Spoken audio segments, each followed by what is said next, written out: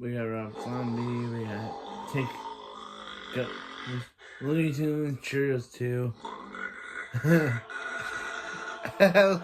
Look at them, they're so terrified.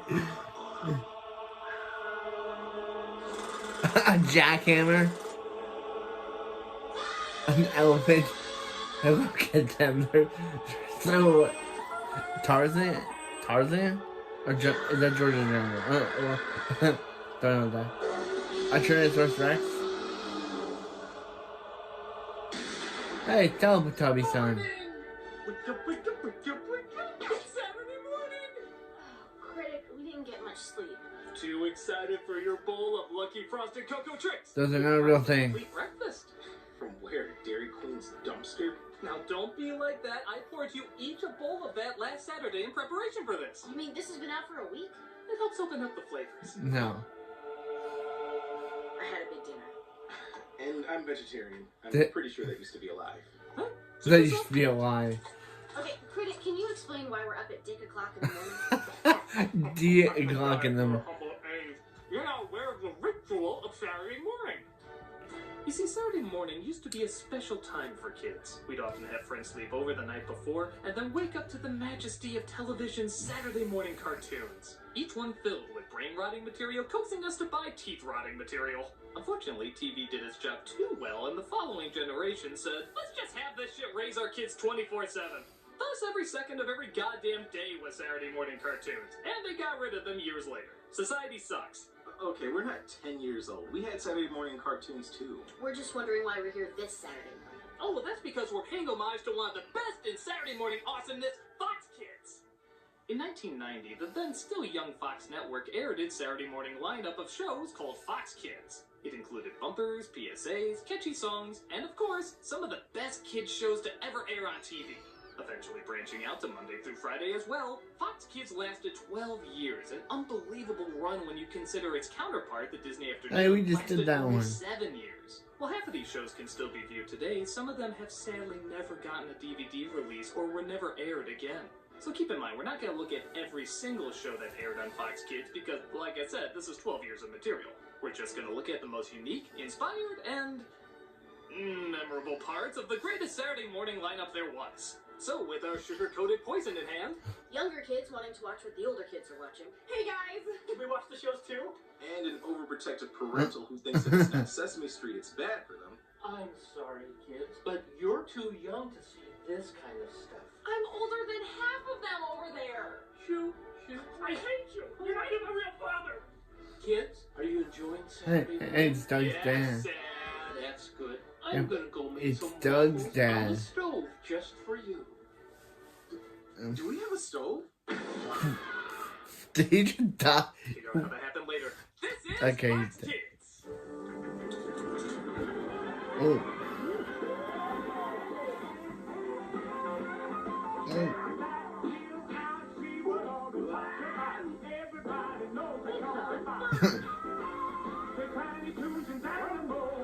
Dynamo? What was that? It was complicated. We'll get to it. Did you just say ducky or quacky? That man's gonna... He is.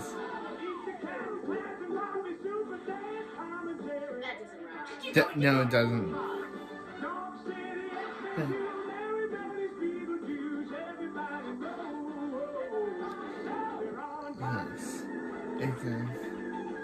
It's on Fox. It's on Fox. Hey, Joker. Hey, Batman. I know everybody knows it's on Fox.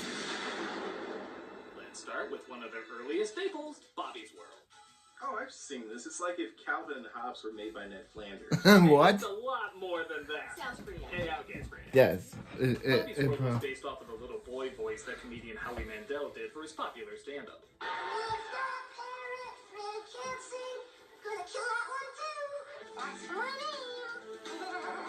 And because the 90s were a strange time where crude comedians got kid-friendly shows, he was given one of his own.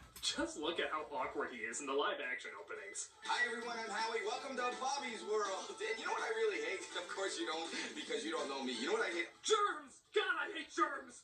Yeah, Howie Mandel hates germs. Graphic than the other Fox Kids shows. Bobby's World show. Howie Mandel is a germaphobe. Pass it on. Either that or he swallowed all of his mother's NyQuil. Either way, neat. The characters included Howie as his father with the Jew-fro rat tail haircut. Comet? The cast of Fargo as his mother. You need to go Cast of Fargo. face and hands before we leave for Aunt Ruth, don't you know? His older brother representing the 90s trying to kill the 80s, and his older sister representing the 80s refusing to die. Along with Uncle Ted gives obligatory fart joke. Yeah. How come you can make bubbles without putting your face in the water? Tell you what, Bobo, let's just keep that our little secret, okay? Yep. Bobby had children's fantasies often based on movies a kid his age wouldn't see yet. Looks like somebody read the kid-friendly version of Die Hard. Die Hard. So, was it any good? It was hypnotizingly unoffensive. It's for little kids, so it's simple but imaginative. It even had possibly the first Saturday morning character to get pregnant, and we actually see her progression throughout the season. Little touches like that make it stand out just enough. And I guess kids thought the same thing because it was surprisingly one of Fox's longest running shows. Add a catchy as hell theme song, and you have a decent start to the Fox Kids lineup. That's cool and all, but how about some more violent stuff? Well, you're in luck, as this network also had Tom and Jerry. Yes! I retract that yes. I retract that, yes.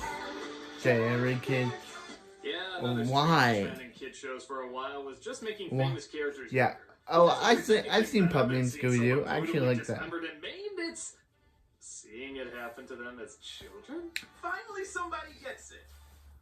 I have issues. Yes, It was Malcolm, pretty you much do. the same thing as the regular Tom and Jerry cartoons, except it was done with kids. So the slapstick wasn't nearly as violent and therefore not nearly as funny. Granted, it had other characters too, like Spike and his son Tyke, Droopy and his son Dripple. In fact, how are Tom and Jerry younger if their counterparts are the same age? And how is Skyfall a prequel if M is in GoldenEye?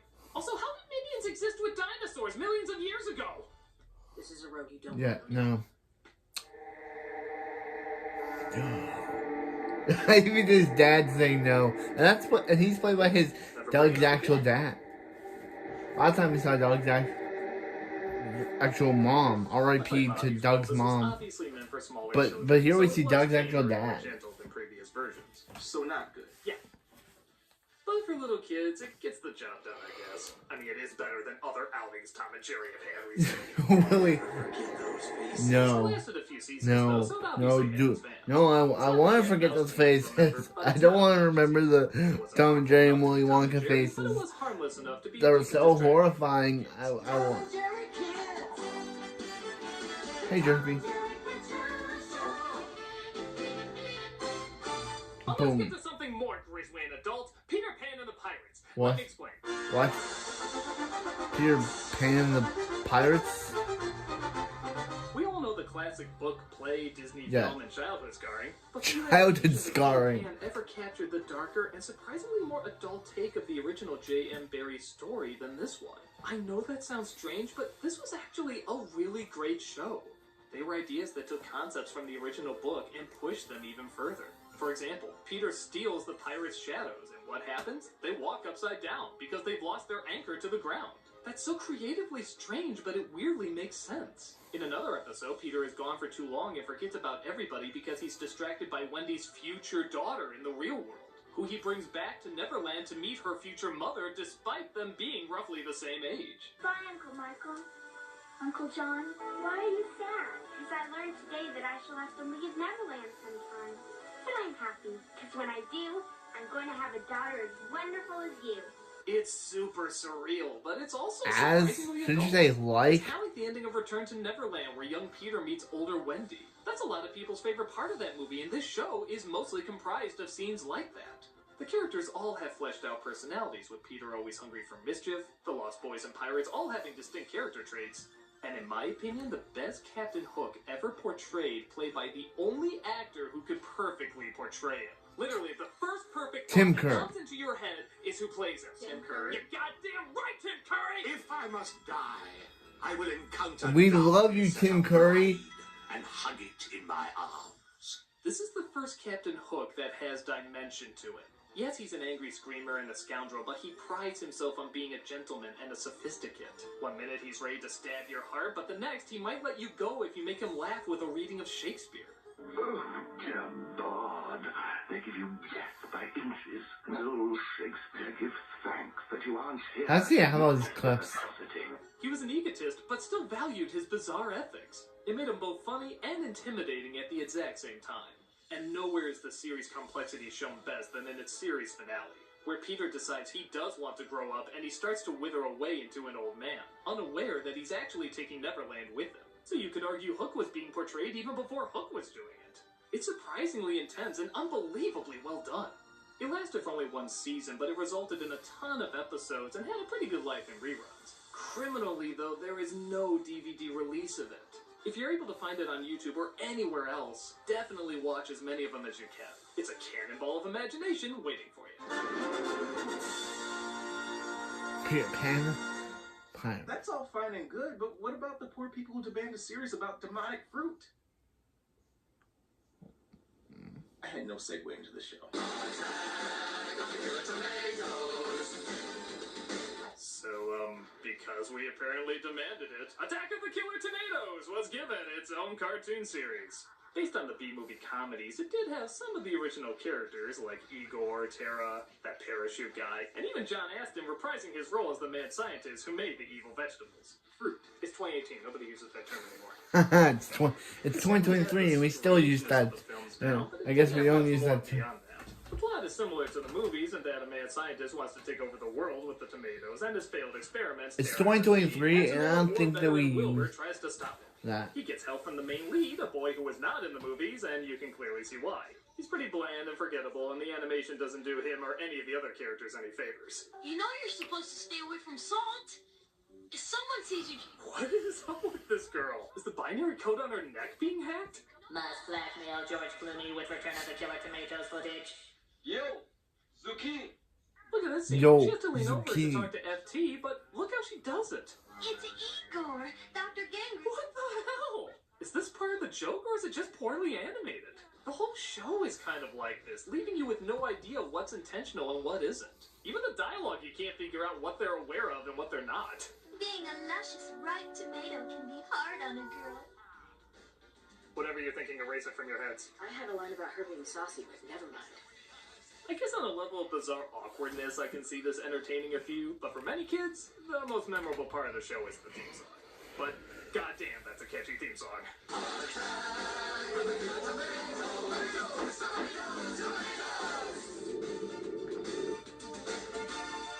But not all the Fox Kids shows started off on Fox Kids. A charming story about a dead man who befriends an underage girl he was going to marry. Finally, somebody who gets it. Do I have to worry about you? Yeah. Do we have to? Beetlejuice had only the slightest connection to the movie, which was surprisingly welcomed as it allowed for a lot of wild and inventive designs. Granted, in the movie, everyone looks the way they do because they died that way. Here, I don't know how the shit they were supposed to die to look like this. Tim Burton himself helped design the show, and it certainly shows in all the strange people and creatures. It had little in terms of plot, but it had a lot in terms of visual and gross-out humor. At the time especially, when there wasn't much in terms of dark or macabre cartoons, this one gave us a small, but still memorable taste of the enjoyably morbid. It was a waste of time, but it was a fun waste of time.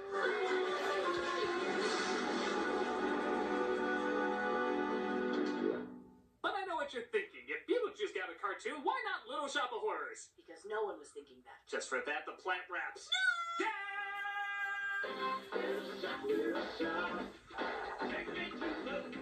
Little Shop is based on the musical interpretation about the man-eating plant, except Seymour is now a little boy, the plant raps instead of sings, and absolutely none of it looks completed. You're not fucking gonna rub it out. Get out. No. If this place wasn't fine, it'd be a big deal.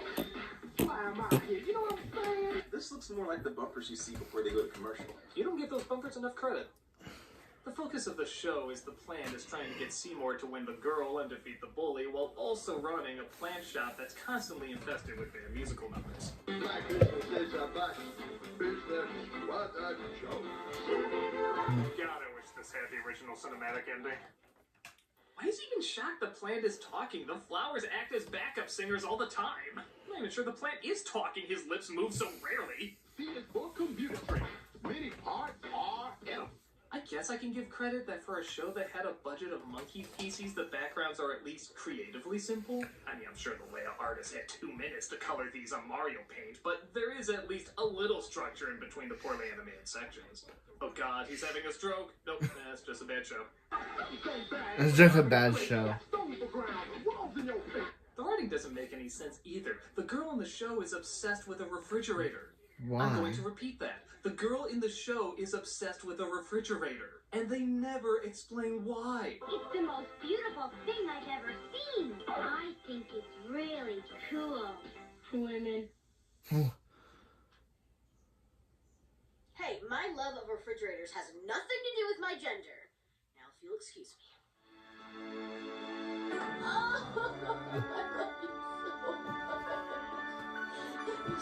Thumbnail shot. Just kidding. Actually, this could be the thumbnail of the video. Clearly, Little Shop of Horrors was ahead of its time.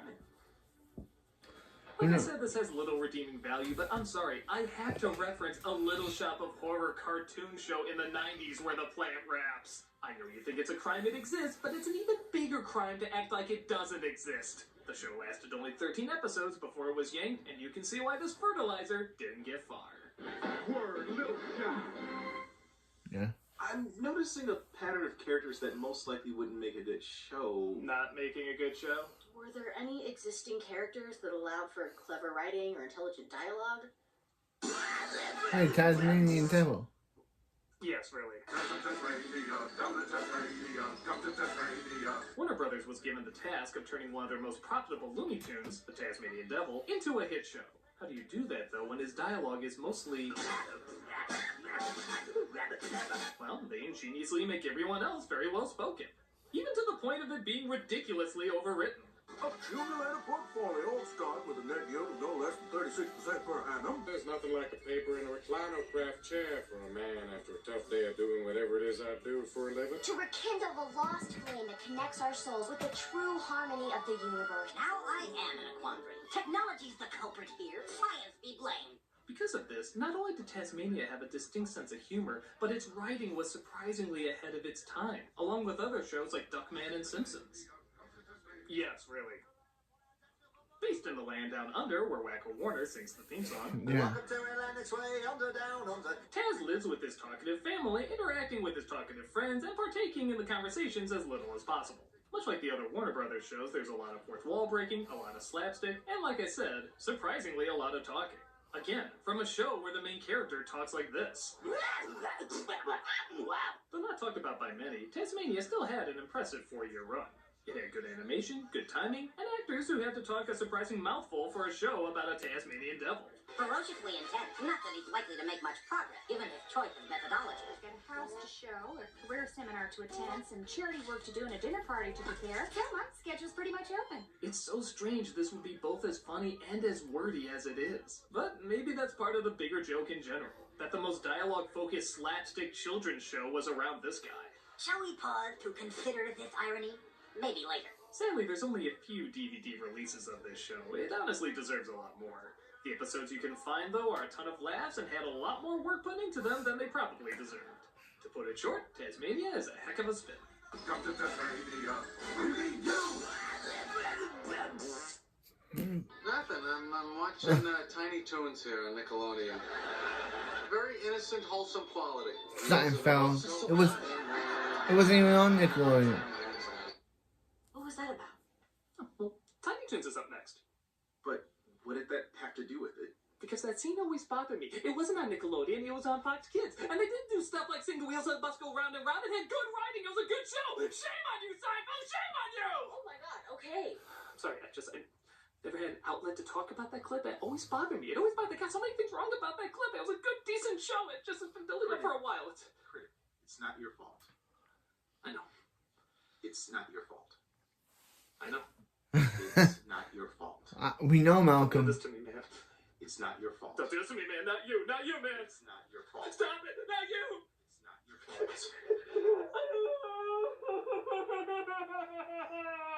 Tiny Toons. Well, having a very successful run in Tiny- syndication, Fox Kids Thanks, bought Tamara. Tiny Toons and ran it from its 3rd season on. It was one of the few shows based on the younger version of popular characters that branched out not only to be successful and funny, but also obtained its own identity over time. Characters like Elmira, Montana Max, and Furball were all very different from their counterparts Elmer, Yosemite Sam, and Sylvester. The nice thing is, while in syndication, there was definitely a lean towards being more kid-friendly, but when it went to Fox, they broke out more of the classic Looney Tunes humor, with celebrity jokes, in-jokes, satire, a Buster that sounded eerily close to the Crypt Keeper. Tunes from the crypt. It played well. So well that one of the most popular characters, Plucky Duck, was given his own Plucky show that Duck. same year. The Plucky Duck Show. It's complicated. You see, the first episode of the spin-off was actually hilarious. They're acknowledging he's getting his own show, but he abandons it to try and beat Batman in Tim Burton's next movie. It's amazing how funny it is. The violence, the satire, the celebrity in-jokes. Tim, I should be Catwoman, you know it! Look at me! Roar, roar! It had a ton of viewers rolling on the floor with laughter. It was so good. That sounds great. What happened? That was the only new episode. They weirdly just started showing clips from other Tiny Toons episodes where Plucky Duck was the focus. So what was supposed to be the Plucky Duck show just became the best of Plucky Duck. A clip show. Maybe this was filler for a show they didn't make in time. Maybe they only animated the pilot but pulled the plug like what they did with the Elmira show. Whatever they did, it faded quickly, resulting in only 13 episodes. Regardless, we still got a pretty funny first episode and a ton of great material from the original Tiny Toons, giving it a memorable and hilarious run. But not every show gets the attention it deserves. I know what you mean. Homeboys, homie boys in outer space. That masterful work will have its day. But I was talking about Eek the Cat. Eek the cat. Eek the cat. In a world filled with Ren and Stimpy knockoffs, Eek the Cat was arguably one of the first. But just like those other shows, it had a similar style, but still its own hilarious identity. The opening sums it up perfectly. He has a dream about helping someone, wakes up to reality, and everything tries to kill him. That's basically the plot of every episode. The world is trying to punish him for all the good deeds he does. But nevertheless, Eek is always kind and optimistic, always helping people no matter what's thrown at him. It never hurts to help. And indeed, a lot of strange things are thrown at him. It's a world where snacks can blow up in your head. A cereal that pops in your head, not in your head. Cuddly bears are greeted with machine guns.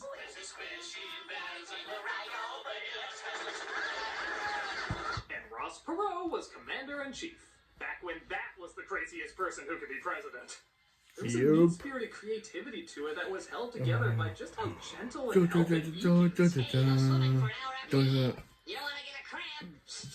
No matter what, he always wanted to help, even if it meant getting pummeled. Well, at least the beautiful planet of Earth has been spared, and those bad aliens will never do such bad things again, and someone will be here to get me soon.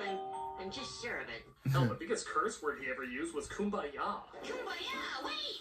Granted, as the show went on, they seemed to run out of ideas, so they started putting him in several movie parodies. They were fine, I guess, but it was a little odd, even for this show.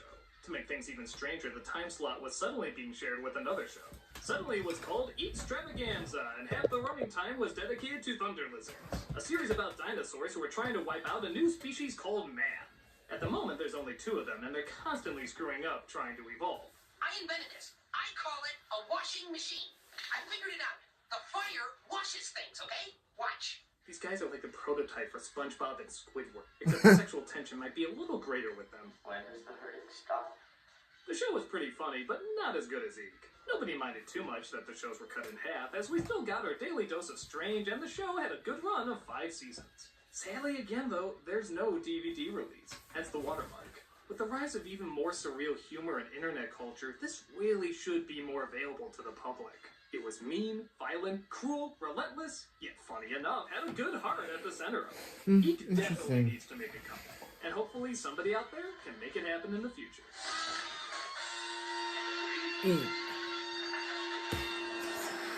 Other stuff for dog lovers too. Jim Henson's Dog City, for example, lasted for 3 seasons. Based on Henson's short film from another TV series, the show opened in the puppet world where an animator created a private eye show about a detective named Ace Hart. It then jumps into animation as Ace constantly battles the gangster Bugsy Vile with the help of Chief Rosie O'Gravy and paper pup named Eddie. As you'd imagine, there's a lot of dog puns in this, which is usually annoying, but after a while, there's so many of them, you're kind of floored so many could exist. I did some sniffing around, trying to get a leg up in the case. Pavlov brand beef biscuits. Bernard St. Bernard. Not much bark, but what about our bite? Station WFIDO. Somebody was one table scrap short of a full doggy bag. I'm annoyingly intrigued. Yeah. Like many Jim Henson projects, there's a charm in how kid-friendly it wants to be. For example, the animator... Yeah, he went from Wilkins to Muppets to, yeah, we'll get to the Wilkins commercial. Make their way in, he switches it out for We'll get to the commercial. Kind of adorable. Diving into unknown waters. We'll get to that. But is it as senseless as running with scissors? I think not. The strange thing is, Fox would do another dog detective show called Droopy Master Detective. What was up with this concept? They had the same obsession Disney Afternoon had over ducks. Did they just think this would be the next big thing? Did they even watch this show? Well, Droopy was canned pretty quickly. Dog City had a pretty decent run. So, I guess if you're a dog detective person, I'm a cat detective person myself, Dog City is cute enough to give a viewing.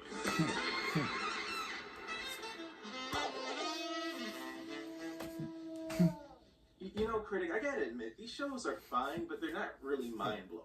Yeah, where's the really cool stuff?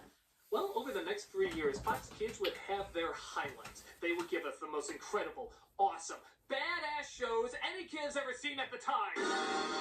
Batman. Dad, stop butting in! I'm just trying to help. You're embarrassing me in front of my friends! Go away! Okay. I love you, son. I didn't quite hear that. I can't hear you. Aye, Captain. Oh, who lives in the pineapple under the sea? SpongeBob SquarePants. I have to go, but he said it, so I had to say the song.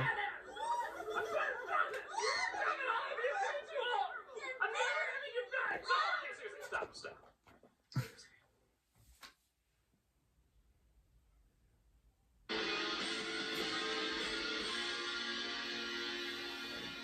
So even though Fox Kids was growing, it still wasn't the dominant force in Saturday morning or kid shows. But year 3 is when all of that started to change. Fox Kids expanded from Saturday morning to weekday afternoons, which was a risky and expensive move. If they wanted kids to constantly be watching, they needed some kick-ass shows to keep them hooked. Thankfully, they had little gems like this, X-Men. and this, and this. And Batman, the animated series. Now I've talked to death about these shows Walter in the past, so Manaziak. I'll do my best to talk about something different about the impact that they had. Walter Manaziak is currently doing Batman. Dark Batman movies, an animated version of The Dark Knight, not only I'm currently won watching both this. kids and adults over, but it served as I'm currently a watching changer the for Batman in mini general. series. A lot of writers went on to several other Batman canon projects. Several characters and backstories created for the show made their way to the official Batman lore. And even to this day, when most people read Batman R.I.P. comics, the Kevin. voices that pop in their heads are always Kevin Conroy as Batman and Mark Hamill as the Joker. It's hard to read them without making that connection. Wherever you go, I'll be right behind you.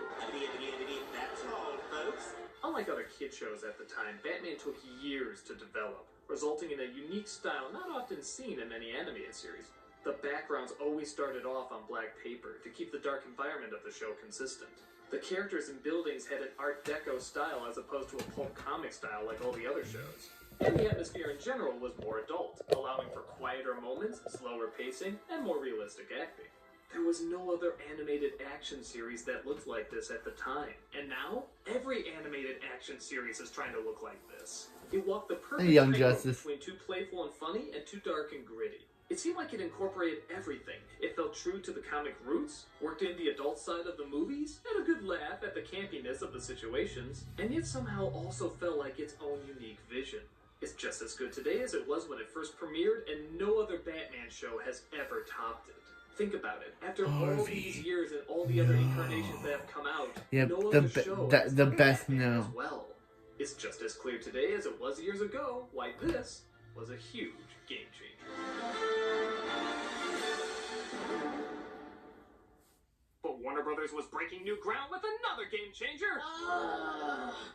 What? Let's just talk about Animaniacs. Oh, I see. You guys think I talked about it too much, huh? If Animaniacs ex was a prostitute, you'd have paid off 5 of her house loans. Yeah, what? Did they save your cat or something?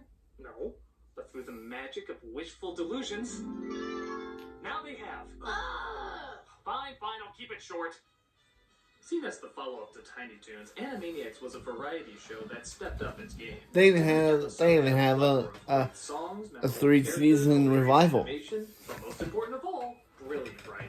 It was truly the closest we ever came to experience the fresh comedy of the original Looney Tunes. They had the great comebacks, the violent slapstick, the imaginative take on the world we all wanted to experience. This must have been similar to when people saw Bugs Bunny cartoons for the first time on the big screen. There was just an excitement that you were going to see something clever, funny, and filled with so much energy they felt There's a need you with the max. Tiny Toons, it was one of the few shows that had an entire orchestra providing the music. And speaking of which, the brilliant songs are still Pinky being in used the by brain. They kids want to today rule the to test universe. countless school Whatever exams. the song said, I never watched the revival. I only know this song because I know this song.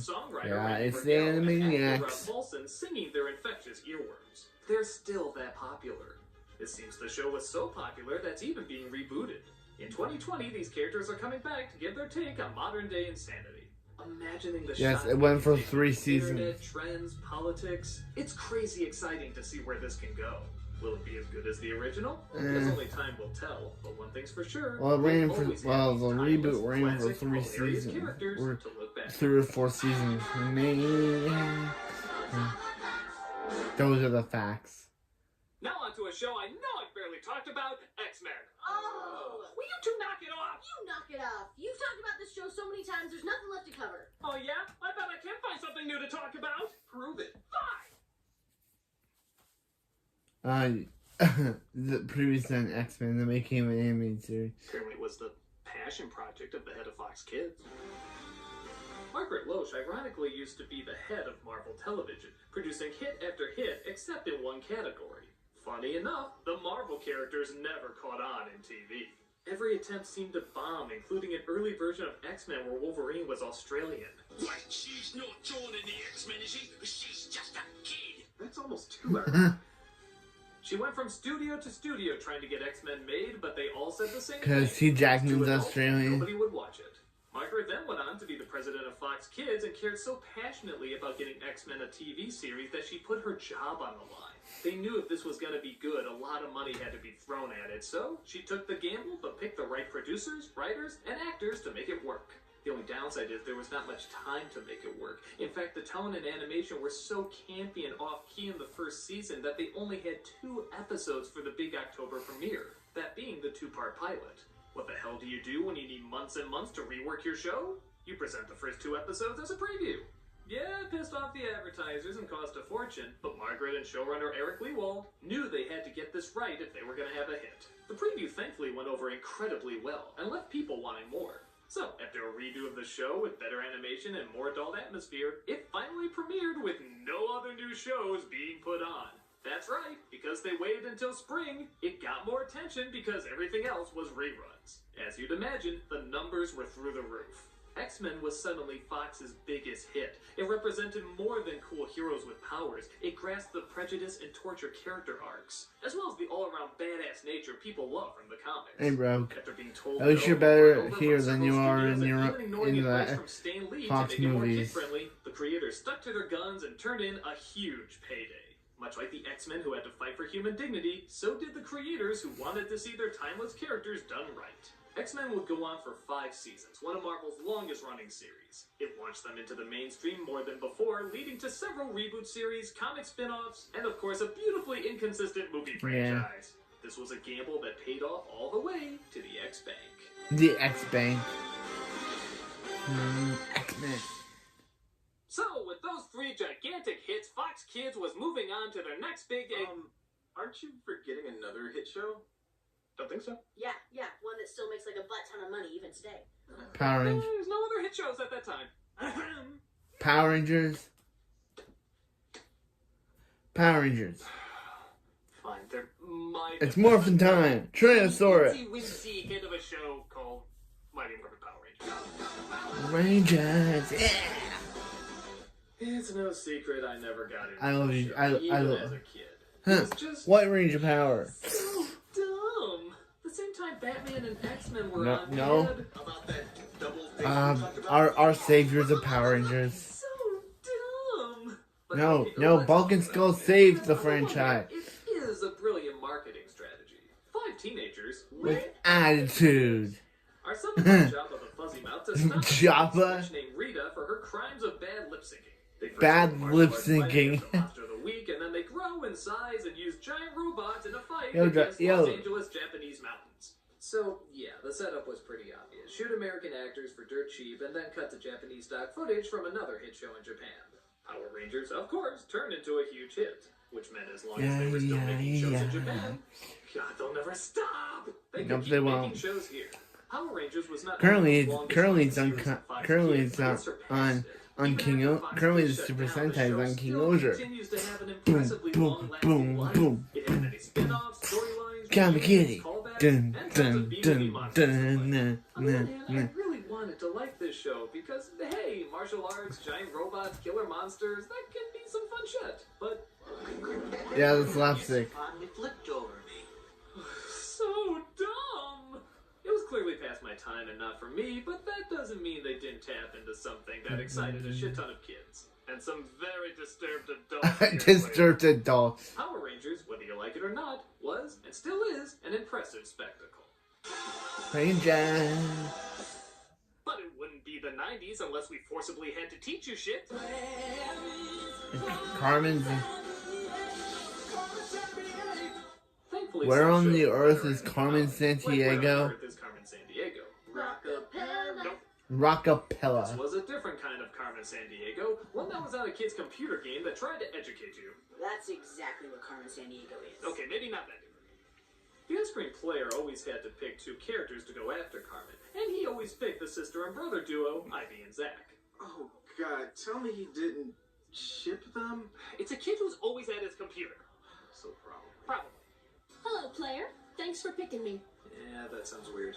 Yeah, There's a freaky yeah. ass chief who seemed to be a mix between Max Headroom and the genie. Ivy, you simply must learn to accessorize. Regrettably so. And the duo had to chase Carmen around the world to get back the famous monuments that they'll inevitably homeschool us about. Yeah. Okay, listen up, gumshoes. You'll be heading to Holland. It's the home of wooden shoes, tulips, and the world-famous windmills. On the one hand, this doesn't work as well as the game show because the investment came from having to know the information to get further. Here, the show just kind of comes to a halt to teach you something. He used bold colors and violent brushstrokes, often slashing at the canvas as he painted.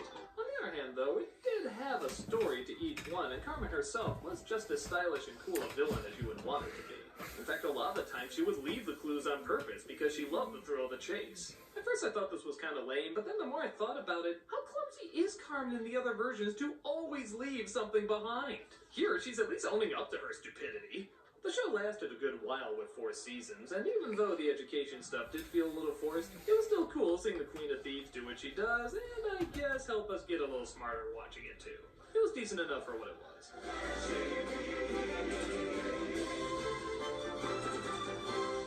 Hey kids, what's more awkward than movie Spider-Man? Other movie Spider-Man? And? Cartoon Spider-Man? And? Other cartoon Spider-Man? Yes! Man, Spider-Man, radioactive Spider-Man. The Spider-Man tried capturing the same complex characters and ideas. The best Spider-Man ever. Who cares about Tom Holland? Who cares about Andrew Garfield? Who cares? Actually, I do care about Tobey Maguire. This is Spider-Man. Drake Bell had a very also good Spider-Man. Sad to what happened to him.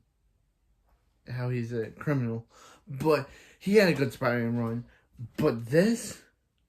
And Neil Patrick Harris was also Spider-Man too. But this was a childhood generation. My brother watched it. I still watch it. And it is the best Spider-Man. Their other hit Marvel show had. Did they? Also, thanks for the... No.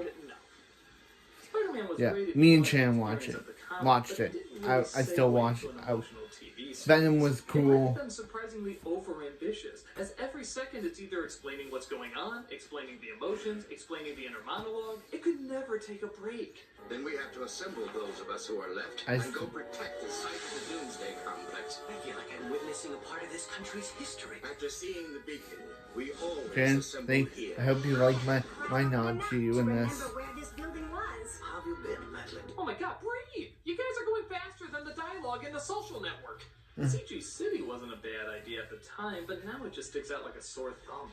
In other instances, the CG background matches the look of the painted background.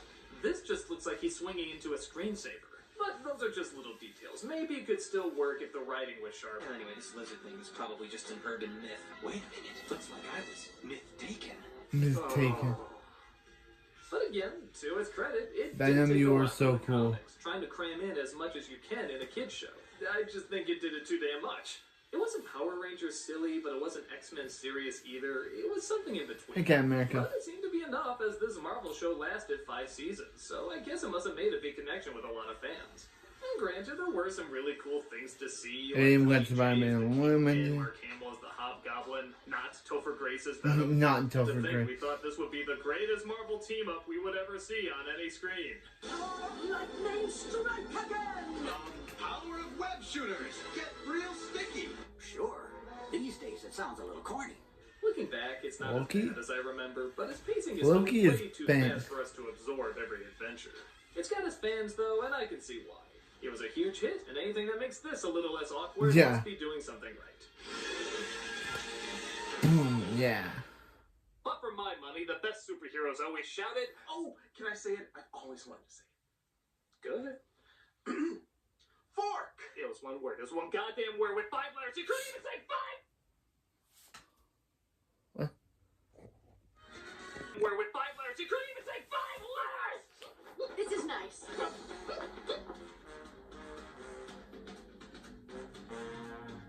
While there were comedic takes on superheroes in the past, none were quite as funny or odd as The Tick. Again, leaning his writing towards the adults rather than kids, The Tick told the story of a nigh invulnerable, absent-minded superhero and his voice of reason sidekick, Arthur.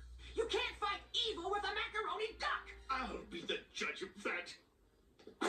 While the idea based on the cult comic went through several different incarnations in the future, most people agreed this is the one that was the most faithful to the source. It did what many superhero parodies do, adding a big slice of reality to our comic book fantasy. But the biggest punch it lampooned is just how many damn superheroes there are.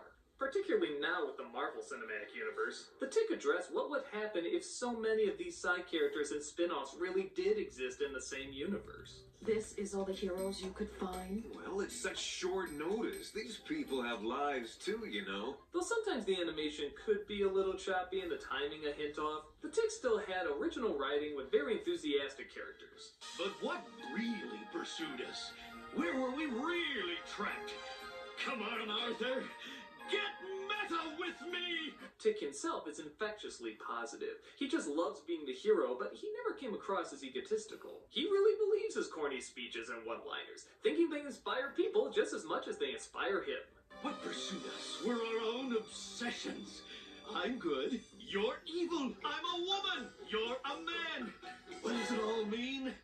Nothing. He never felt cynical or mean-spirited. He doesn't think much about what he's saying, but rather the way he's saying it. To a point where even silverware can serve as a battle cry. It had a modest run of 3 seasons and continued to run in syndication, only increasing its cult following. Though there be many variations on this crazy idea, by far the one who came the closest in strangeness and comedy was the one on Fox Kids.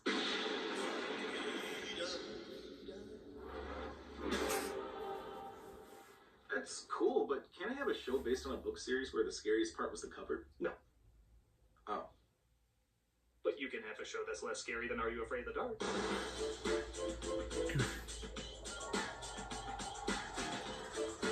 Goosebumps was based on the hugely successful book series by R.L. Stein. It was wild, imaginative, and not the least bit scary. Hey! You know I'm right. You all know I'm right! When I was younger, I was always pissed off that all the scary shows I watched were never scary. Goosebumps, Are You Afraid of the Dark, even Tales from the Crypt I never found frightening. But as I got older, I realized that's not really what they were about.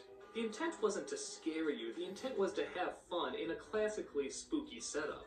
One of these episodes is about a killer sponge, for God's sake. The hokey acting and over-the-top writing only add to the B-movie quality that honestly kinda gets better every time I see it. And this show also got Hayden Christensen Different level than you might expect. in Star Wars. If a Scooby-Doo episode isn't scary, it's just not what you're supposed to be looking for. Every show had a new monster or a new scenario that would tie into the character's persona or fears, similar to The Twilight Zone.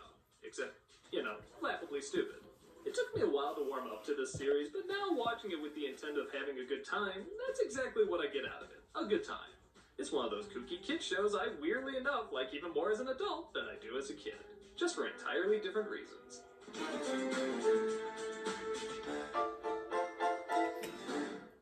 Sadly though, this is when Fox Kids began their downward spiral.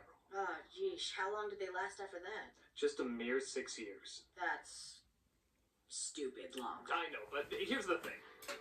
Warner Brothers was starting their own network with their own kids programming called Kids WB. And when they started up, guess what they took with them? Animaniacs, Looney Tunes, and Batman. They even did spin-off shows like Superman, Pinky and the Brain, and their own little Japanese import that was dirt cheap to make and would run for years and years. In fact, even the first Animaniacs episode on Kids WB was a parody of Fox's biggest show, Power Rangers. Hey, what's wrong with your mouth? It's our Fox. Zordon. Fox would still do well, but this was a big bite for them. And many of the upcoming shows did well, but not nearly as well Hey, as Casper. before. Another Spielberg show called Toonsylvania tried capturing a darker tone on the Animaniacs formula, but sadly the writing wasn't on point and it didn't last very long. I talked in great detail about Sam and Max in another episode. It was creative, but a little too unfocused, earning only one season. And then, of course, there's this. That's like summing up the Titanic in one sentence. I need a full episode to go into what's wrong with that. Yeah. Good call. After that, Fox Kids went the same route Kids Digimon, I love O2. After seeing not only how easier they are to put out, I love both also how Digimon cheap they Adventure are to and do. Digimon Adventure O2. And sadly, I stopped People watching after that. If People you're do gonna say go into O2 this is not more good, detail, but you I need love people that actually Digimon grew up O2. watching this. And the theme... Power Rangers? Again? Okay, go ahead. Yeah, kidding. Hey kids, remember this incredible writing? That's a lot of fish. They made a show out of it. Oh God! Shh. They made a show out of it.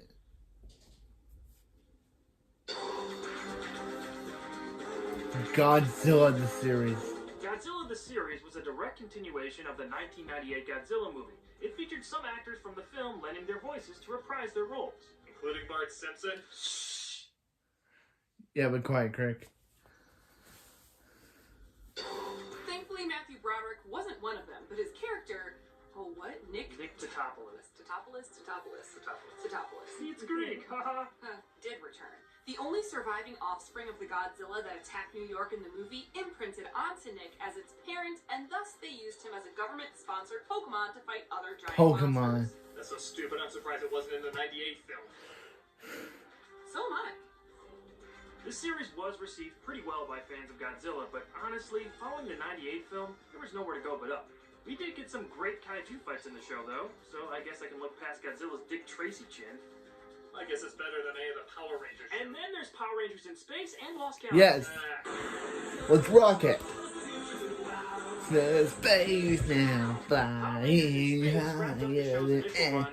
Before Rangers in space, go Power Rangers. Say, hey, Power Rangers is great. In space is great. I don't like it back here. Go Power Rangers, go Power Rangers. In space.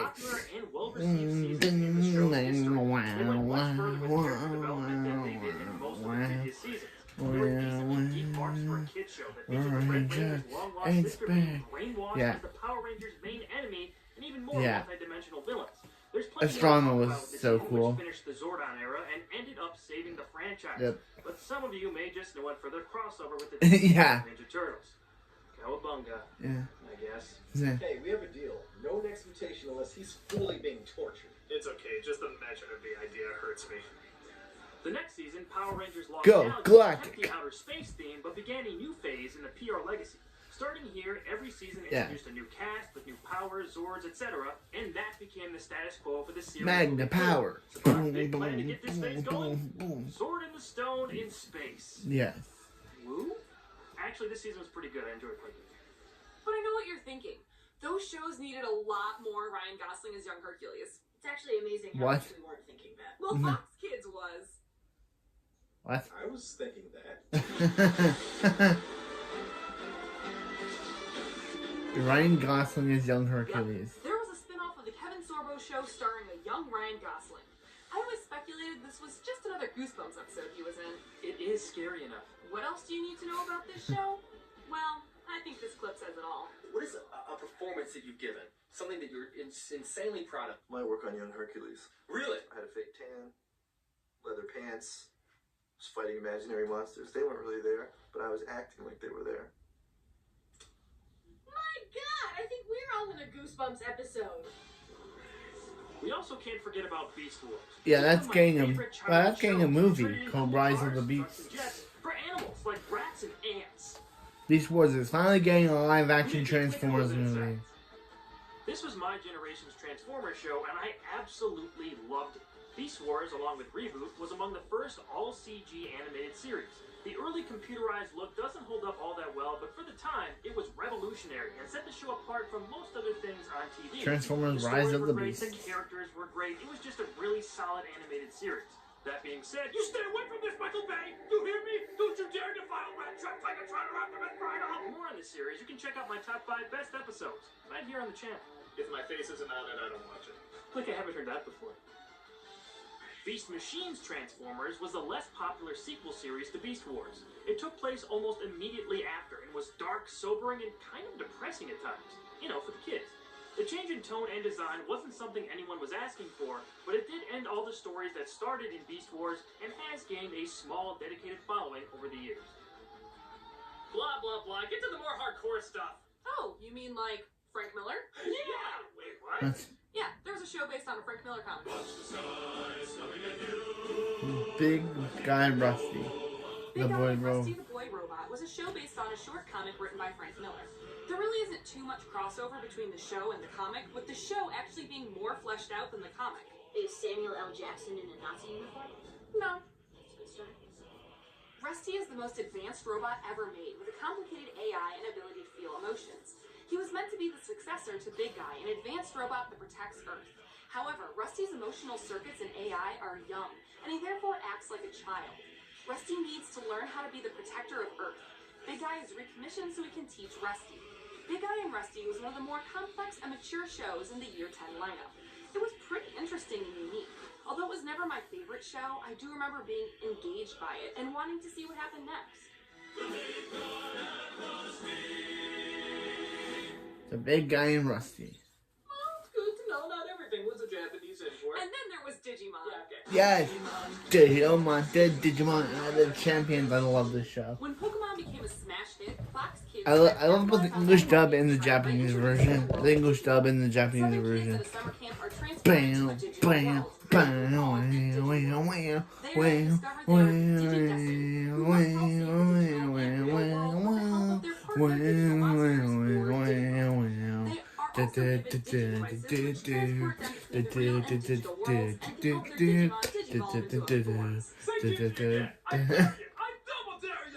Digi.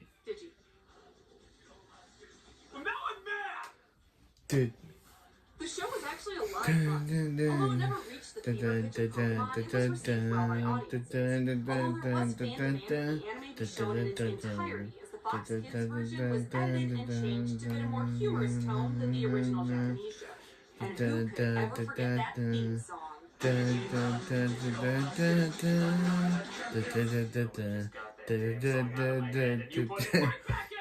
Oh, I thought you were still humming.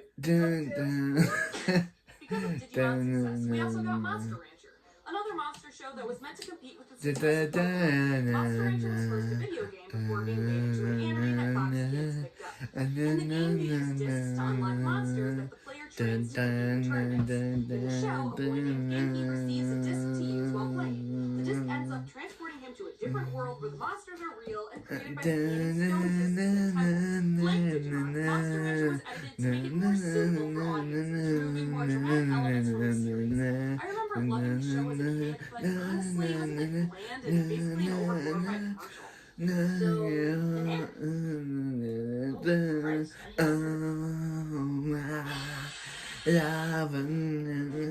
Fox did give Spider-Man another go with yeah, Spider-Man animated Unlimited, a loose Spider-Man sequel to the Unlimited. 94 series while having a strange and somewhat confusing plot that sends Spider-Man to a duplicate world on the far side of the sun called Counter-Earth. Normally, this would be like a parallel dimension or something, but apparently that's not exactly what Unlimited was going for. Instead, we got a really weird, futuristic planet for Spider-Man to fight Venom and Carnage on while freeing humans from oppression. Wow, this is making his deal with the devil almost sound credible. Due to legal issues, this series couldn't draw from any of the decades of source material that came before it, or even use the standard Spider-Man suit for most of its run. There have been some awesome designs for alternate spider suits made over the years, but a web cape? Unique, to say the least. The opening theme sounds like it's trying to be Batman Beyond, but comes off like its goofy clubbing cousin. I get that Spider-Man the Animated Series is an insanely tough model, but Spider-Man Unlimited was a mess from the beginning, behind and on the screen that is best skipped over by fans of the web. And then there's Angela Anaconda. Oh no. Oh! Oh! Oh! Why do you like this? Something like that horrifying thing. Watch the show. No. See why. Actually, I never knew it was a thing, but my brother liked it. Don't know why, but Zach liked it. Scheduling to only Saturday mornings. By then, the writing must have been on the wall because the following year, Fox Kids stopped airing programs and never returned. How many of these shows would exist in reruns? I just love Target. I love Butterfly and I love Target. They're both good Digimon openings. Biggest Streamer is okay. Fire's okay. I do like. Every visit home from school revved up excitement. Every kid I do like. For a pretty awesome time in our childhoods, we had a cool. Crosswords had a good theme, even though its English dub was pretty terrible. Classic stories, and I can't believe they never made The Hunters That Love Through Time a dub. Saturday morning. It was a perfect experience. And I'll be surprised if we ever get a Digimon dub for the 2020 reboot or Ghost game. Speaking of which, we should probably start getting ready for bed. What? Oh yeah, I guess we have been watching well over 12 hours of shows. So what do we do now? That's been one. Paul says we should be playing video games past our bedtime. Laugh and scream at basically nothing. And have deep philosophical talks while trying to go to sleep. Sounds good. Oh my god, duck season is the best. Shoot the dog! Shoot the dog! Yeah. Will